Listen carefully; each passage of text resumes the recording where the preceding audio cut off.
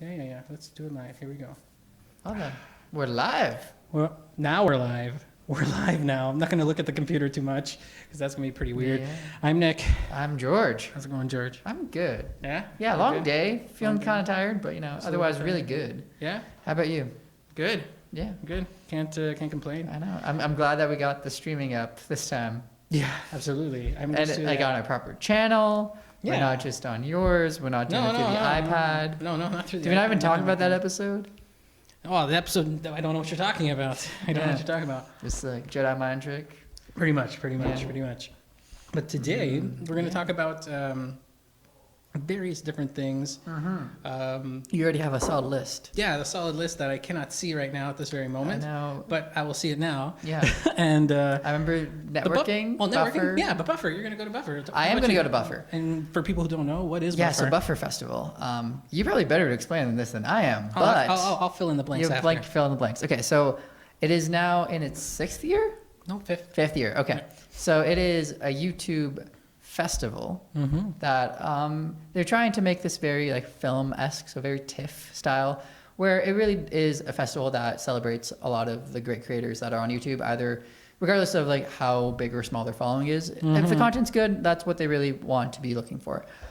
So this year it is Thursday to Sunday, 4 days. There are 2 screenings per day. So like each screening it has a theme. So for example, there's women of YouTube, there's vlogging, there's travel, and a couple others. Comedy's one. I remember that one. And then yeah, so like each screening's 2 hours long, and there's about like 10 creators usually that are presenting films, 10 to 20 depending on what kind of content they have for the screening. And it's a lot of fun. Last year I went and I loved it. It inspired me a lot. And it's just kind of a fun weekend to go see what other people are kind of creating, because it's easy to get lost in your own bubble. Yeah. Yeah. Yeah, totally. It's like that's pretty much what it is. It's just Yeah. it's a networking event. It and, is. It is a networking It's a event. networking event, but it's also, like I said, a festival for filmmakers Yeah. and for. I remember getting inspired by Ben Brown with his visual vibes. I was like, man, I didn't know it existed, and it blew my mind. Yeah, Ben's the man. Yeah. In that respect. Yeah. He's like the one. Sorry, just had to make sure He's, that worked. he's the one big vlogger that I uber respect visually a lot of times. Not to say that everyone else doesn't inspire me. It's just like I look at his stuff and I'm like, damn. No, absolutely. Yeah. Yeah, he's amazing. He did a thing about the polar ice Yeah. caps, or no, like I It think was the north, just the north. north. Yeah, because he went on an expedition. Like this was the one he presented last year. He went with Chris Hadfield's son organized this Arctic expedition with a bunch of artists. Yeah. And he was one of them that went on this expedition. So it was about a 5-minute or 10-minute video that was Yeah. just like showing the beauty. But it was part of a bigger project as well. It was- I think yeah. that was being presented after, like not during that festival, but it was a big yeah, piece. well, because he also started doing a show with BBC with another vlogger. I Right. forget who. yeah, I don't remember who either, but But like they had a travel show through BBC, which I was like, that's exciting, and that I think that was the bigger presentation, if I remember correctly. right, yeah. that's absolutely right. But yeah, I know it's one of those things. Like you have presented content. Yeah, I at presented Buffer. content there. Yeah, I presented content there as well for a vlog that I did. Yeah. And there was a bunch of people there. There was a bunch of people on the stage.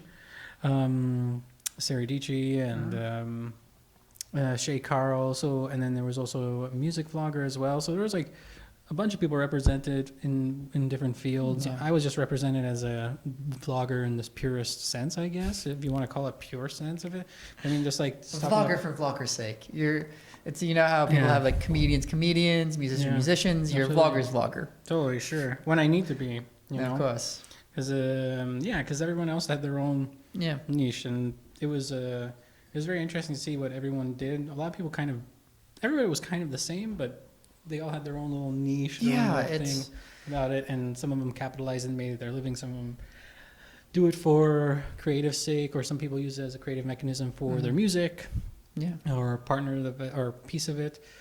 And yeah, it was a cool event. The fans were really super awesome. Yeah. Did you meet any fans that like were fans of you already? That Yeah, just 2 or 3 people that, Yeah. 2 or 3 people. And then I met like a couple dozen more that were new people through like the meet and greet that we did after Yeah. and stuff. And yeah, yeah, 2 or 3 people like knew me and noticed me because Yeah. they liked Canadian vloggers and they try to find them, I guess. That's really cool. I It's guess one of those so. things you forget Yeah, it was fun. that there are people that love that kind of stuff, and they just like search Mhm. it, and it's like, oh my god, I've seen. It's Yeah. it's a cool Well, experience to have like someone they have been like, oh yeah, I watch your content. It's like, oh cool. Yeah, it's absolutely true, and Mhm. it's just it's super interesting event, and It now it's their is. 5th year, so now they planned this for the past 5 years to make it their biggest one yet. Obviously, Mhm. not just because it's the 5th year, but they really wanted to. They Make it expanded it something, because they also something very changed it special. because, you know, before like the screenings would they would be in 2 different places and they'd have this like Yeah, they had different systems. Like Yeah. they were in the convention and hall, and then they would be at a theater Mhm. right next by. And but like I said, it was it's good to go. If you're a presenter, it's even better because you get to actually like then spend the rest of your evenings hanging out with people yeah in the industry from Mhm. Toronto, from LA, from everywhere.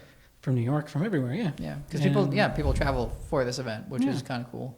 yeah. Another event that just happened was the YouTube pop-up space, Yeah. Montreal. I unfortunately wasn't there because It was really good. yeah, no, it's like one of those things. I got scared off because they had the minimum subscriber count that you have to like to be able to attend. Obviously, no one actually checked at the door, but No. I was thrown off by that because like I don't have 1,000 subscribers yet, and it's just like Because I It's realized intimidating. I realized when I walked into the door, I registered. Everything was there. you did. Yeah, But I had to All above re-sign my board. form. I had to re-sign my thing. They didn't verify anything. really. I just signed it. I could have been anybody. Literally, I could have been anyone. And they don't say how many subscribers on this contract or anything. On the other thing they did that was online. Yeah, But I wonder if they go through that at some point. yeah, if they ever do it again, you should just go and show up and sort of like Yeah. say your name. If they don't have you on your list, they'll be like, okay, and then they'll give you a paper and you sign it and you go. Huh. Because like really, Yeah, but the after party was very good. you're a big fan of after parties. Oh yeah, I think that's where people are just trying to either not many not many people are themselves of after parties. They're still trying to sell themselves, but then there's some Mhm. people that really are there just to be themselves Yeah, just and be not human. try to sell themselves and not trying to give a business card away. Yeah, we've talked about business cards before. Yeah, but I've had Um, it like Yeah. same as always. People either give me a business card or they ask me for a business card. I never No. give a business card. I'm like, you don't even carry them anymore, I don't don't you? carry them at all. I You- don't you- need Instagram them. is your business card now. Yeah, Instagram or Twitter. I'm like, here's my Twitter. I say, give me your phone, and they give me a phone. I type my thing. I'm like, that's where I am. If you want to message me, Yeah. you can message me. This at is any the moment. platform. This is the platform. It is The no power longer is- email or yeah. pieces of paper. For me, so it also kind of for me, I always get almost 90% of the time, or mostly all the time, Mm-hmm. whenever they do that, I usually have a conversation with them within 48 hours. Yeah. On their part, they come and message me. Mhm. So, or I message them, but most of the Yeah. time it's like that. So whenever I had business cards, it was almost never. So like, Yeah, it was- because it's just like an extra step that I feel like is weird, I which is couldn't, which is but yeah. stupid that it is like this more burdensome. It's like, oh, I'm Mhm. gonna like take this business card, actually use the information on it to communicate instead of just like shooting someone a message. Mhm. Maybe it's just the fact that you don't have a business card in your hand all the time, but you have a phone in your hand Mhm. all the time. Mhm. So you're just like, oh, I should message this guy. Mhm. Or yeah, I have a digital version of my, or like I could have a digital version of my business card and be like, just take a photo of my business card. Yeah. But I know. there's two ways, I think. There's the routine way that everybody's been doing to just give business cards, like, hello, here's my business card. Either walk Yeah. away or talk a tiny bit and leave, Mhm. or you just talk and then maybe a business card comes out of it or nothing. Yeah. You just have a conversation. I feel there's more of the first thing than the other usually. There usually is, yeah.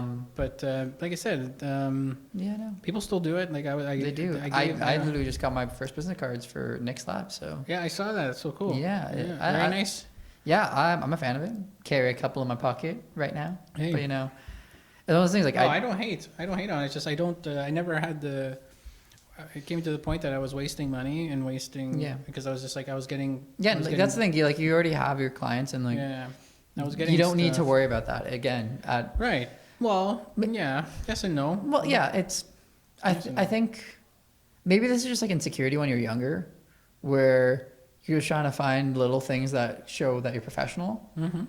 Oh, that's not. I don't think that's a part of insecurity. I think it's just part of you're proud of what you do. That's part Yeah. of the thing. It's part of being a professional. It is, Business but- cards are part of the professional norm. I'm not dismissing it. Yeah, of course they are, That's but not it's it. but it's are they really useful? Probably not, to a certain extent. It's the same way that I was talking to a friend who works in the finance sector, and like he was telling me how everyone that's young, Yeah. 100% every single day they're dressed to impress, and then this Oh. more senior partners. Some of them, Sure. if they don't have to deal with a client that day, they're going to show up in hoodies because they don't care anymore. In Yeah. a sense, like they don't need to impress anyone. They don't need to like blow their own trumpet to an No. extent to like, be like I'm incredible. I'm this like incredible, perfect, professional individual. It's like no, I'm human. No. I'm gonna do what's most comfortable for me. Sometimes hoodies are the way to deal. Yeah, I think you're right in many ways in that matter. I think also I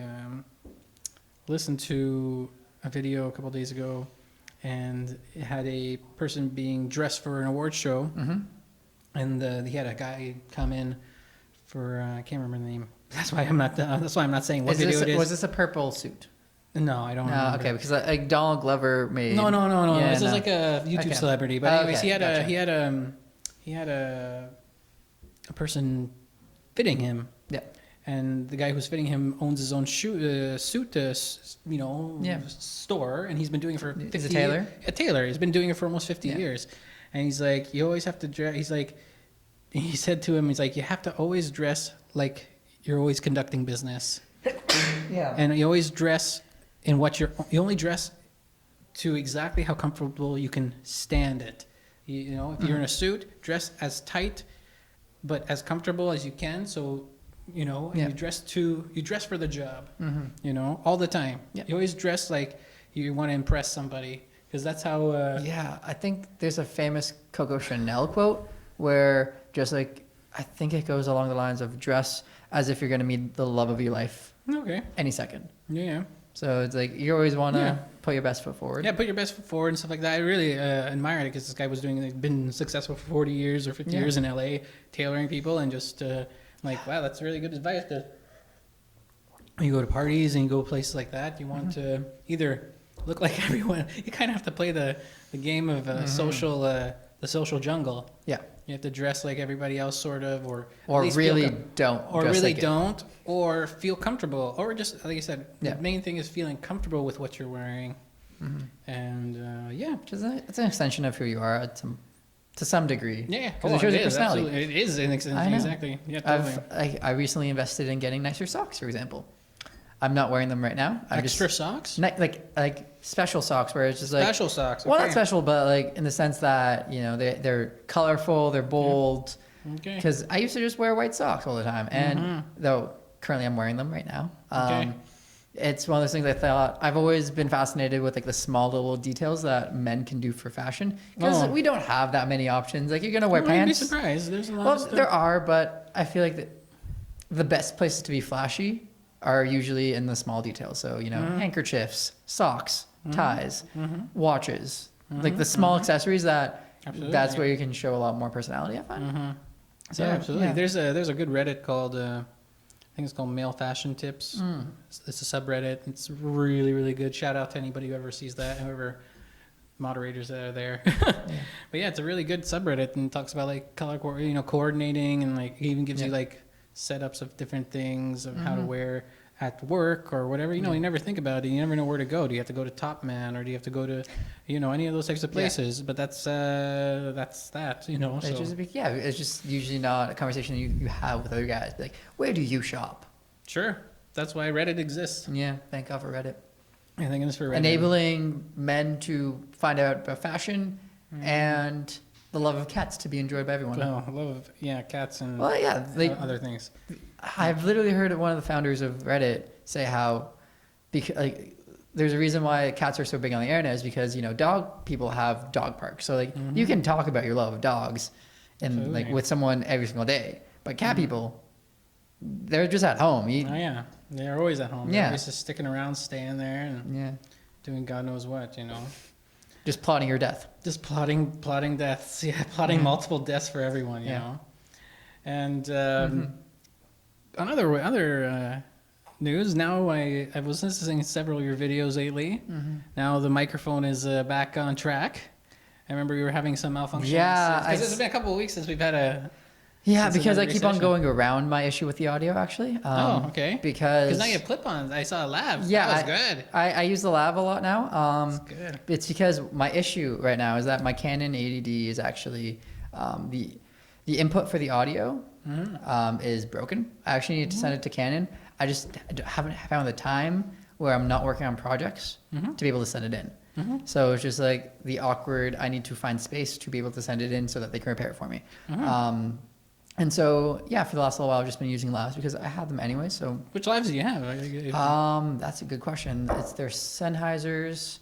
If I remember correctly, the GW1. Go Sennheiser. Yeah. Yeah, the Sennheisers. Sennheiser teams. Yeah, no, Sennheiser. They're great labs. Like that's the thing. It's audio is the one thing that you needs to be invested in. Like if you don't have good audio, everything else will be impacted. Now, when you set up for digging in, Yeah. how do you set that up? Digging in. audio. Yeah, for digging in, it's literally I have 2 lavs, Okay. each on one person, plugged into Zoom H5, and then I have. You have the labs connected all the way to the. No, it's they're wireless. Oh, they're labs. wireless. Yeah, sorry. Yeah. I'm so sorry. Yeah, no. I didn't mention how they're wireless. So yeah, I sprung for the wireless. Cool. Just because I try to cut cable as much as possible because I know it's a hazard on set, and like I don't want to spend time taping things down. Because gaff Yeah. tape is expensive. Yeah, gaff tape is expensive now. It used to not be. I know, but be like- they've learned that we need gaff tape. Yeah, we need it all the time. So wireless labs to the Zoom H5. Now the ones I haven't released the newest one that I shot, but I went from a 2 camera setup to a 3 camera setup. Okay. So I have one camera on my guest, one camera on myself, and then the third camera on a slider going back and forth between yeah. us, just getting like a nice wide angle shot. And then I'm now lighting everything with Dracast, I yeah, think. Huh? the Dracast. Yeah, the Dracast lights. Those are Yeah. such great lights. Yeah, no, it's just because the first before I was using the Aperture mini lights, Yep. the LEDs, Yeah. and I would see because like I didn't have because those are the ones that are only battery operated. Yep. Because Internal batteries, I think. internal batteries, or you can actually put a V mount battery. Cool. Not V mount, but the Right. Canon, yeah, Sony batteries or Sony, yeah. But then what I would find is that because the digging in is an hour or 2 long, the light would change drastically by the time I ended, the light was drastically reduced. So when I came to editing, color correcting was a nightmare. I actually I look at the first 4 episodes and it's a nightmare. I cringe because I would have to try to drop basically the color correcting halfway through and then re-edit it so that it looked somewhat okay, but it just was too drastic. So that's why I invested in the Dracast. And those you can just plug them in the wall. Oh yeah, they're good to go. That's the best. And you know. they're 3. It's a beautiful kit. Literally came Cool. with a hard case. Yeah. Yeah. Oh, so you can just bring them anywhere. You Yeah, can bring them to it's- the north. You can bring them anywhere you want. Yeah, as long as I have space to bring Yeah, them. bring them with you. Right. Yeah. Exactly. Yeah, it's Yeah. always an amazing thing. And I think I saw the most recent one. In fact, I met. I forget her name. She's a Spanish lady. Yeah. Or not Ali. Spanish, maybe. Ali? Yeah. And she has a channel, right? She has a few channels actually. Okay. Yeah, so one of her channels, I'm not going to butcher this probably just because I still keep on understanding exactly what her channel is, but one of she started off doing a Spanish channel before she and her husband and her kids moved to Canada, and then she's kept that going, but now she's helping. She does a lot of educational stuff where she for example, some of her best videos are from her making different recipes during Halloween. Okay. And she literally every single year she makes 6, 7 different recipes that are all DIY. Hey, this is what you can do. But she's also now getting documenting different immigrants. So actually, she interviewed me, even though I'm first generation, so kind of not an immigrant. But yeah, she's just creating a lot of cool content. So That's so cool. Yeah. Yeah. She was very nice. I she's a spoke to- lovely lady. Spoke to her a lot Yeah. during the during that event, the YouTube pop-up Yeah. space, and I'm curious about what she's going to be doing in the future. And she was just trying, she's trying to figure out how to make her kitchen not had I know. And Thanks then, per yeah, and minute. then, I don't know, like we kept on talking with like how editing is the hardest part. I'm like, yes, it's like, it's just the most time consuming part of any production, I find. It takes time. It does. Totally. It just like, because it's also, what I love about production is the fact that you shoot and then you wrap and you're done. Editing is eternal. It could go, if you don't cut the cord, it's just always going to be a thing that you can keep on working on. Yeah. But yeah, this is also why we're streaming now. Yeah, streaming is, I think, will be something that, because having footage, 30, 40 minutes of footage, we already do that already. Yeah, it's because it just adds like an hour or two. To Oh my gosh, yeah. Oh yeah, and just managing I know, or like all the projects, managing a project like this, or managing, say you're an editor and you want to do something like this, but then you also have under your pipeline, you have like 3 or 4 different individual clients of projects and your own personal projects, even on top of that. Overshadowing that as an umbrella. I always think of it, my personal projects as an umbrella. Yeah. And then none of the actual rain is going on the actual projects that I'm actually getting paid pretty well for. And it just like trickles underneath, and then I do a little bit at a time, Yeah. See, then sometimes the wind blows it away, and then I actually have to do everything. No, I feel that right now. I think I've been prioritizing the jobs that get me paid.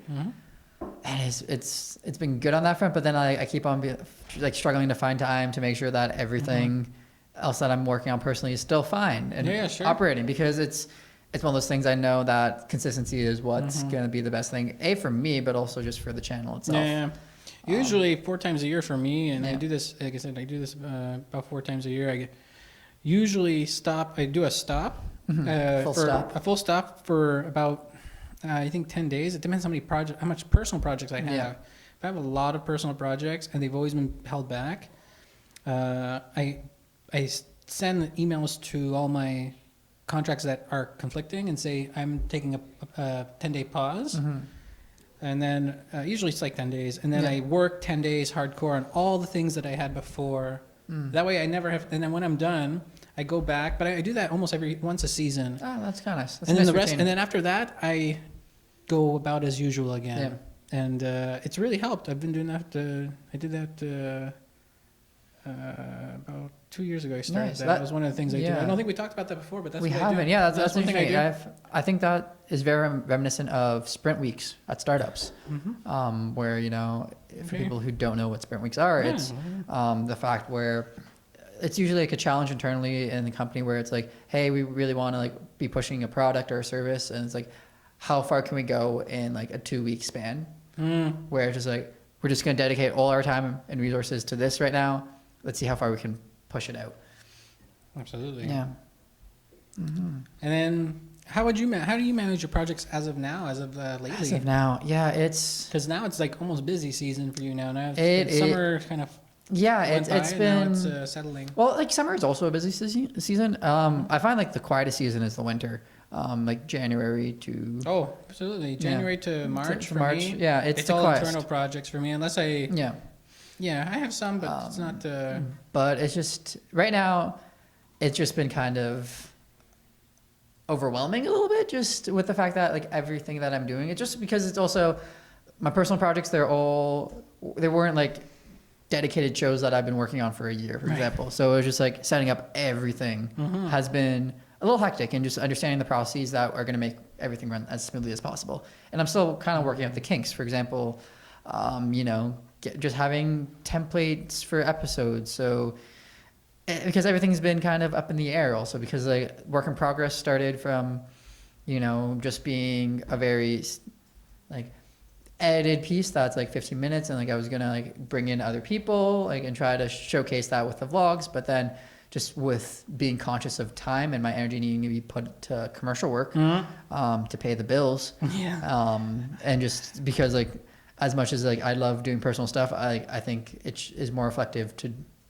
do work with other people, because it shows like, hey, this is what I can do, instead of just like me being this artiste that only creates for myself.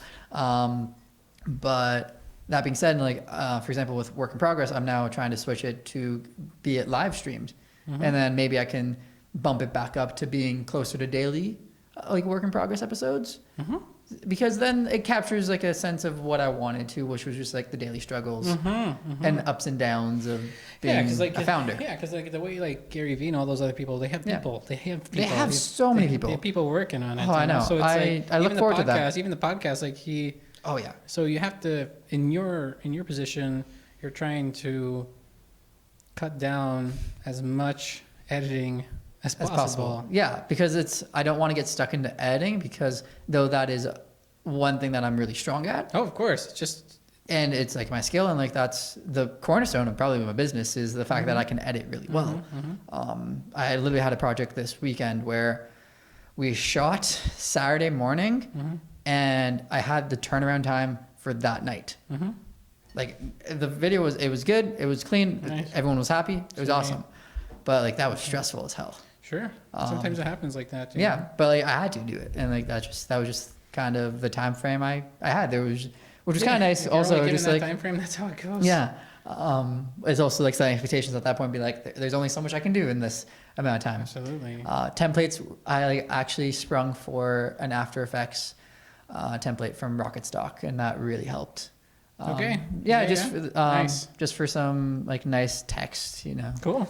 Hey, whatever. Like, I use Animation Composer for like a lot of my stuff, and it's really helpful when I don't have to think about, doing any motion in After Effects. Sometimes I don't need to do like I don't need to do it. It's because like I could do it, but it would just take me longer if I did it manually. Yeah. Sure. But yeah, it's just like getting those processes down. So like with starting to live stream, like you have your own setup with the Blackmagic Intensity. Yeah, Blackmagic Intensity. Because it's a Windows based one, so that's the only one that's the one that's the most affordable for most people, I guess. Yeah, it is. But then there's like a big box too. You can get the big box. You can get all those. Yeah, there's but like so I sprung for like a capture card myself just so I can start. And then eventually like expand farther. Absolutely. Yeah, live streaming, it's something else. Like it is. It's a skill. I definitely want to get to the point where I'm live streaming with multicam setups. Just because I think that's really, really cool. And you can mess around with it a lot, I think. And it's just a different artistry. And it's like, that's I think at the point right now where everything I do is just about me practicing. It's like me practicing different things and different techniques. So for example, I briefly mentioned on my last episode on Work in Progress that I want to start a kombucha brand. And when I talk about starting a kombucha brand, it's like, yes, I make my own kombucha right now at home. I don't really plan to sell it for like in the short term or any time. It's more going to be like me trying to figure out, can I actually build a company just by like a marketing plan for a company that kind of doesn't exist based on a product that is niche and that I'm interested in. So like, I can spend a day just like making cool content for it and see what interests. And if there's actual interest, then actually make the company. Yeah, absolutely. You can like there's so many it could be so many different ways. I envision something like a coffee shop / kombucha brewery, or something like that. Yeah, it's very very cool. It was just like that seems like a ridiculous thing to say, like, oh yeah, I'm just gonna start like apart from like the work I'm doing, like working with personal brands to make content. Oh yeah, I'm just also gonna do this kombucha thing. It's like, but at the same time, it's only sounds ridiculous. Absolutely not. Yeah, well, it sounds ridiculous if you just take it at face value and don't understand the context of like where it fits into the grander scheme of things. Sometimes. Right. Absolutely. And so from all so like basically you're just juggling right now. Oh no, I am juggling. You've been cutting back so they can focus more. I've been cutting back, so so I've actually made the decision where like obviously I'm still a student, but I'm right now not in classes this semester because again this is a busier season than the winter, and then I'm gonna go full time in the winter, so take 4 months relatively off of any work. Like I'll still do a show here or there. Just to keep my sanity type deal, but really focus on that just to finish out school as much as possible. Finish school as much as possible. Yeah. That's interesting. It's just again, I'm at the beginning of my career, so it's just juggling a lot of things and taking the opportunities that I can.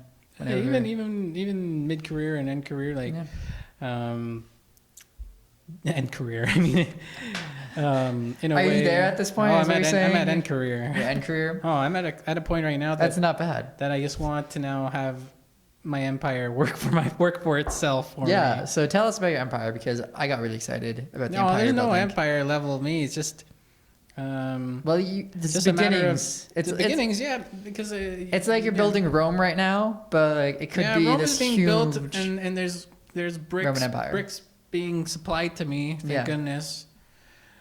To we have some really good content coming up for the channel, and just been really over the past month. I've done the YouTube pop-up thing, and then Yeah. we went to One and All, and a couple other things that I saw online that just kind of invigorated my ideas I've always had and I've always still implemented, and Mm-hmm. just turning more into the education channels that I have, expanding out and making other channels around it, but not just my own content, but with other individuals, and getting talent. Yeah. Grammy-winning artists. That's pretty much the top. Several of those types of people. Yeah, you can't really go past Who- the you Grammy. can't go Like, past that. Yeah, I can't go past that. because like, really, is there any award that is even considered more prestigious than a Grammy? Winning all the other awards, like winning one for theater. I don't know which one that one's called, or Emmys, and then there's the other one. There's Oscars, like GOAT, or no, Yeah. whatever it's called. Well, no, it's just like I'm thinking, is there, like There's how musicians like, that do Cannes that. versus winning an Oscar, like those people, are all. That's some like winning an Oscar depending in the on like music who you world. ask, they would say like the Oscar is not as valuable as winning an award at Cannes. Oh, That's like that kind of idea. Like, is there anyone that like would be like, there's something like there are better there's awards than Grammy? competition. Yeah, there's I don't know. I don't know for all musicians. Yeah. But for individual, like for specific instruments, there are big competitions. But Yeah. yeah, so But we're Grammy's gonna kind try of to build. this- Yeah, this- we're gonna try to build an Yeah. MCN through that. Yeah. So multi-channel network. Multi-channel network. There's already three that are being developed as we speak. Like, Yeah. That's One's- insane that you one- have like those channels yeah, already one's based starting. on one talent that we have right now, Mhm. which is going to be put out, I think, in 2 months. Mhm. And then there's another one that's going to be music covers, like covers for popular stuff. Yeah. That's going to bring in a lot of crowd, and history, like minute history. We're going to try to Ooh. like minute history Yeah. stuff for music, like minute music history. Do you have like a For- topic or two that you'd like to share? I don't know any right don't now. know? Okay. And there's No? too many of them. There's too So many? like Okay. there's a lot from classical, a lot from pop that we Yeah. have lined up. But like I Cool. said, it's only 60 seconds. That's nice. Boom, boom, like boom. quick But content. very quick, but actually, good. very good, and actually, in fact, stuff that you may really not have heard of unless you were literally in college learning this at Yeah. a college level. Nice. Because we want to stimulate thought more instead of just like kind of regurgitating like Beethoven was deaf or any of those types of things. Like that. I Yeah. really don't want to do that type of stuff. Mozart playing at the age of 6. Yeah, like I want to be yeah. like Beethoven actually died of lead poisoning, and because he drank out of lead cups all the time, and he was actually losing his hearing because he was actually being poisoned slowly throughout his Huh. life, and nobody knew that. Yeah. Until they did analysis on him, and they excavated his, or they had samples of his DNA from something. I don't know if they excavated. I can't remember. But so there's things like that. Interesting. But yeah, That's really sad to music- think that he got poisoned by lead. And Yeah, that's what well, that made was it- like typical for that time. A lot of people had lead poisoning because cups were made out of lead. It was cheap. Yeah, it was cheap. And yeah, so that's what we're trying to do. We're trying Interesting. to build out on that because we have sponsors and all those things. Like Yeah. it's slowly getting to the point that could eventually be Your full-time gig. fuller time gigs or to the point that I don't need to do it and someone else does it for me and Yeah. I make from that. But yeah, And that's nice. It's and a good place to be in. it's all right. It's all right. It's all right. That's the thing with niche, right? We can talk a whole thing about niche. And, Yes. and that's a topic at the Montreal pop-up event, people were talking about niche a lot. But a lot of people were all in the same niche. A lot of people were in DIY, and that's a really heavily It's- saturated yeah. genre, not even a niche. A genre they were all in a genre, but they were all convinced that is a niche. I'm like, that is not a niche now. Ooh, yeah. It's now a genre. That to my observation, that's a genre like that, because you can't say something like that for a musical instrument because it just stays as that instrument. But DIY can be a massive entailing of different types of projects. It could be I don't- woodworking, it could be yeah. crafts, it could be auto detail. It can be Yeah. all types of different things. I don't know if I agree on the instrument front though, because for example, you could have like you can farther niche it into classical flute. Oh, but that's Like- not the same thing. That's not the same thing that's to me. That's Yeah. wouldn't even be a bridgeable thing. Like that's why I'm treating it as a separate. Like, and for instance, for the MC that we're trying to create, we're gonna have a Latin music portion and Yeah. a thing, and that's an individual channel on its own, completely independent, which I feel is actually its own complete niche that doesn't even cross relate in a way. Yeah. Like somebody can literally just be like, I only want to do that. Like I only want to do Latin flute. I never want to understand that. But in DIY, I feel like it's crossed over so much now that some people they go too much into it. And, Yeah. and it's an en masse. It's an I- en masse thing. I agree. I think it's just the fact that the term niche itself, I think niches are not static things. They're fluid. Maybe. Yeah. So what is one day a niche becomes a genre the next. Yeah. Maybe. Yeah. That's how, It's the yeah. creative- It's like I think about just in food, like avocados were niche, Food's a. and now yeah, food's a. avocados different a beast. genre. I'd say it's like Yeah. Food's a beast. But I mean, like, there's nobody that does a channel entirely about avocados. Yeah, there yeah. definitely are. I don't know. Maybe there is. I would put money on this. I don't I know know. a company that that constantly makes No. avocado stuff. yes, actually, they're avocado desserts. They Yeah. make desserts Oh, dessert. using avocados Yeah. exclusively. Oh, I'm sure there's companies that can do that. But I mean, a sole channel that started from the bare bones I'm not. on the visual stream is what I'm saying. Because like in the DIY Yeah. world, it's just I felt so out of place when I was in there because everyone was crass and DIY and everyone was fighting. I can just sense everyone was fighting for the crumbs, and I was just like, oh no. And there was also some people in video games as well, and I feel video games is just like how. But that's also a huge industry. I know, but that's what I mean. The competition still is very, very, Yeah. very fierce and stiff from what I saw because the hostility between certain gamers, how they were talking Really? to the presentation, they wanted to Was know they about talking certain. trash. No, Or- they're not talking trash. They were talking trash about the media, about the YouTube gamer community, Ooh. like the actual Hot gamer, goss. like the gamer, like how they're building their structure and how. And like YouTube Red, why it's not in Canada still, and stuff like that. And people Is there an were- answer for that? Because I've never. There wasn't an answer. They gave no answer. There was a lot of like segueing big time, as usual with YouTube. with I'm YouTube. Sorry, guys. Yeah. Like we love, love you YouTube, guys. but at the same time, you guys are But- very opaque. Yeah, but it was still like a lot about.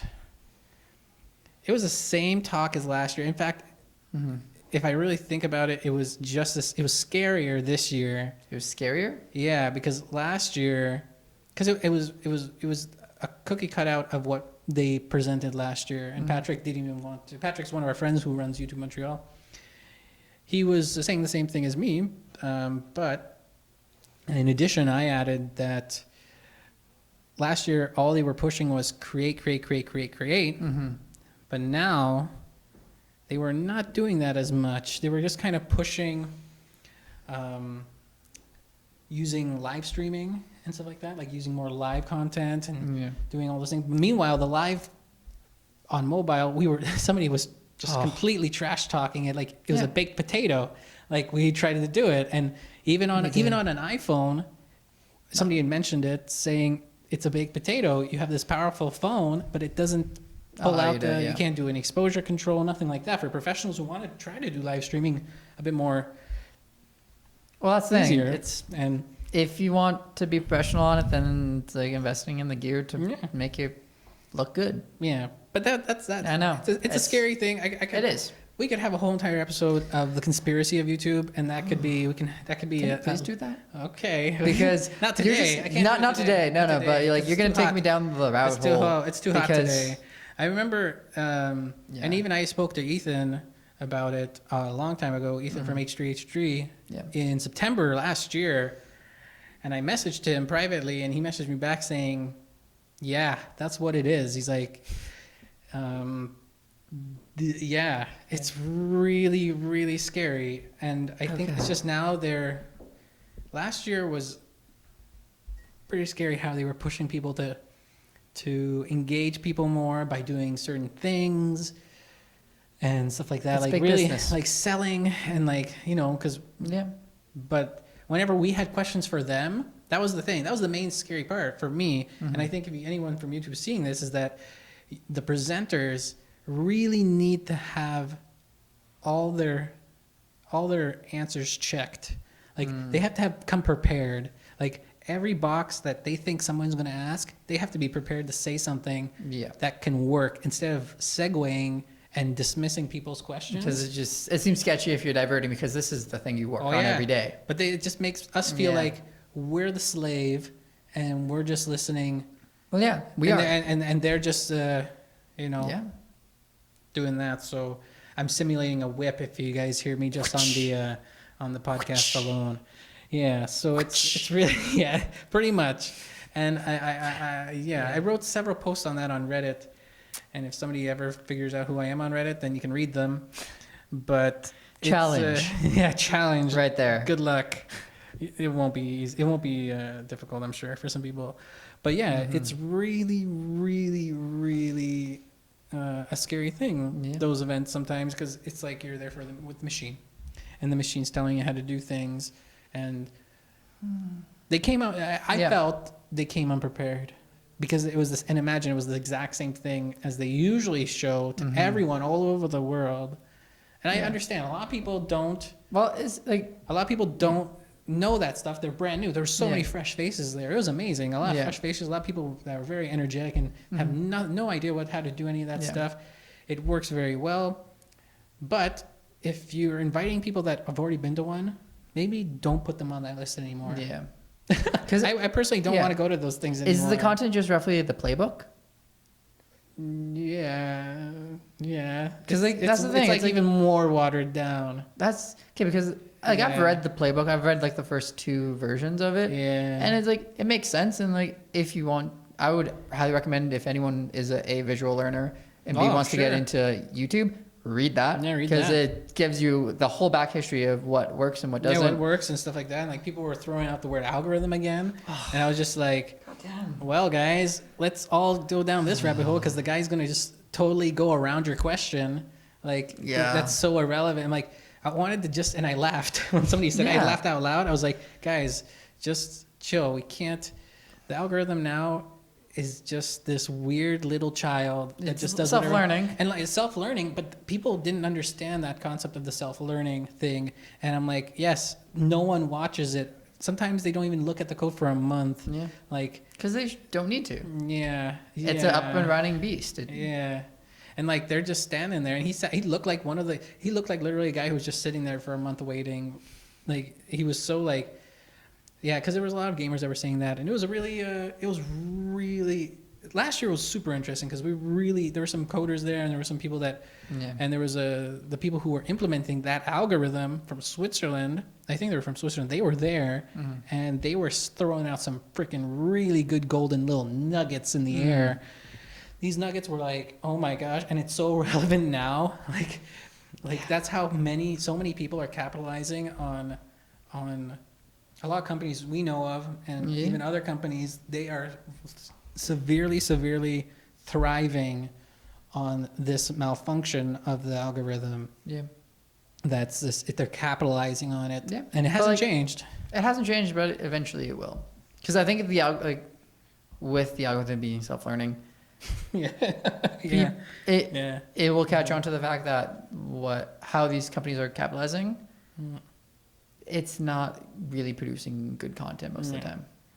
Because they're not. Yeah. Because last year, I'll just say this is the deepest you can get to, and then we'll call it a day. We'll get back to here. So basically, they always say that the algorithm now reads your description, your title, your thumbnail. It's actually more than that. They actually can now completely translate your entire verbal text. They sell that. They, in fact, that's why we have the new way of the monetization with the different colors now and all those things, or if it's in consideration or half consideration or any of those types of things. And no matter how much they're going to tell you that they don't do that, they literally do that. Yeah.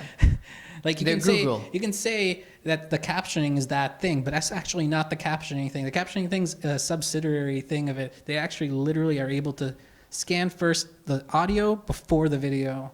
So really think about what you're going to say in the first literally 3 sentences that you say, it's literally going to make or break it's going to make or break whether or not you go up or not on the scales. And the sidebar is more important than anything else. The sidebar is super important.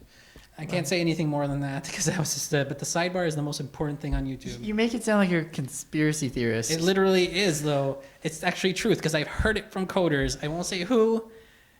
Sources remain anonymous. I've given enough information that you could literally find out already who it could be. So if you're literally looking into that, if Nick dies in the next 3 months, we know exactly. I won't die. The person who's coding might get fired. But really, it really comes down to that. And the sidebar is super important. More than what they didn't even mention the sidebar during the event. I was like, guys, you have to really like give them something. Give them a better nugget than what you're giving them. Yeah. Like, all matters. Like, thumbnail means nothing. Oh, and thumbnail actually means nothing. And title means nothing anymore. And description means a little bit. Tags mean nothing. But literally, none of those things matter anymore. I'm telling you, it's really crazy. The algorithm. That's soul sucking, but you know. It's soul sucking, but we were talking about before, like, but people were saying voice is coming back. Voice is what I'm telling you. That's what I'm huge. telling you. Yeah. Voice is coming back, and it's coming back in that type of fashion. It's behind the scenes. Alexa, Google Yeah, Home. Alexa, all those things. I'm telling you. Yeah. The visual medium is almost like plateauing. Like it was going somewhere. This is a change of pace for you because you used to say it's still the Wild West. It is the Wild West, but it's all together. I'm counting it all together. Yeah. But like, voice is just like a steamship, or it's like a train flying by galloping stallions. Yeah. You know, the cowboys. Then this train just flies right by them, getting to the destination before everyone else. Voice is the key. So in that note, I'm Nick. I'm George. And we will talk to you guys next time on the next live stream. Yeah, hopefully next week. Yep, next week. Absolutely. See you then. See ya. Bye-bye. Bye. I'm going to try to stop the stream. Stop.